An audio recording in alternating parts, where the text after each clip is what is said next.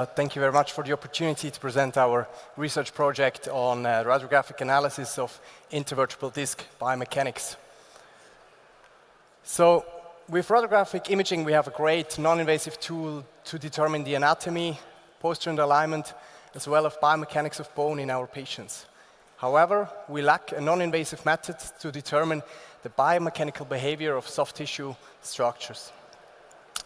The primary aim of our study was therefore to identify such radiographic features, and with the intervertebral disc being among the most important passive stabilizers of the spinal segments, we focused on this anatomic structure. So, the primary hypothesis was that CT graphic appearance of intervertebral disc will correlate with the biomechanical behavior of the intervertebral discs. To test this hypothesis, we performed a cadaveric experiment of isolated lumbar segments in which all passive structures were resected but the intervertebral disc.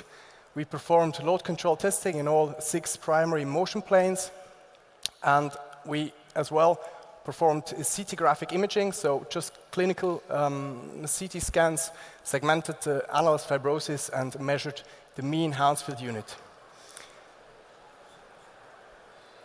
We looked for a correlation in between range of motion and the mean Hounsfield unit, and for that we applied the Pearson correlation coefficient, and as you can see there was a significant negative correlation in all 6 motion planes.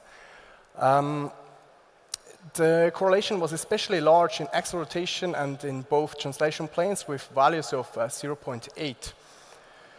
With these very promising results, we hypothesized that the appearance of the intervertebral disc will not only correlate with the behavior of the isolated disc, but also of the full intact functional spinal units.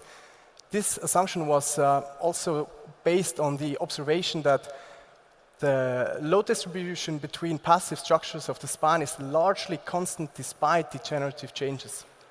So, the same method was repeated, but now we used the intact functional spinal units, and again the same negative correlations were observed, still significant in all loading planes. However, variability was a bit higher and therefore correlation coefficients were smaller.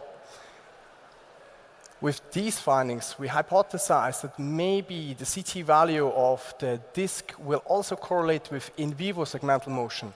And for that, we conducted retrospective analysis of patients in which we had both CT scans of the lumbar spine and flexion extension radiographs of the same date.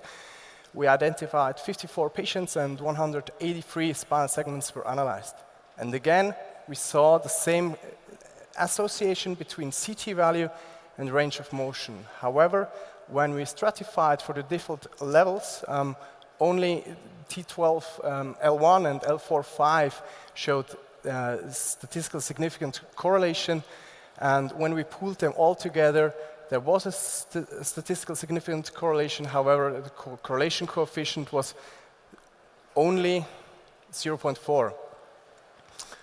The secondary aim of our study was, with these observations, to understand the underlying changes that affect both CT appearance and then the biomechanical characteristics of the intervertebral discs.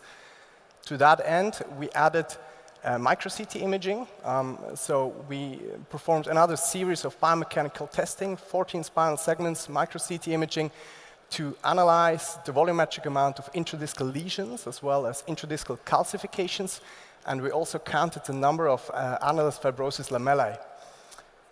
Calcifications, interestingly, there was no meaningful correlation with biomechanical behavior of the discs. For intradiscal lesions, there appeared to be some trend. In 3 out of the 6 motion planes, there was a significant correlation. However, variability was rather high, and there was no consensus or no clear pattern in all the specimens. With the numbers of annulus fibrosis lamella, interestingly, there was a trend in all 6 motion planes, and with more annulus fibrosis lamella corresponding to a higher range of motion. So in summary, CT value is highly correlated with intervertebral disc motion, interestingly also with the motion of the whole intact functional spinal units, and we even see the effect in vivo motion in flexion extension. intradiscal lesions and number of lamella appear to have some contribution to that correlation. However, further factors have to be assumed. So to conclude, CT value holds great potential as a non-invasive method to determine the biomechanical characters of the intervertebral disc, and with that of the whole motion of the spinal segments. However, further investigations are needed to fully understand the large correlation and to allow for further implementation in research and clinical practice. We are currently working on these projects and these questions, and hopefully we'll be able to present them soon. Thank you very much.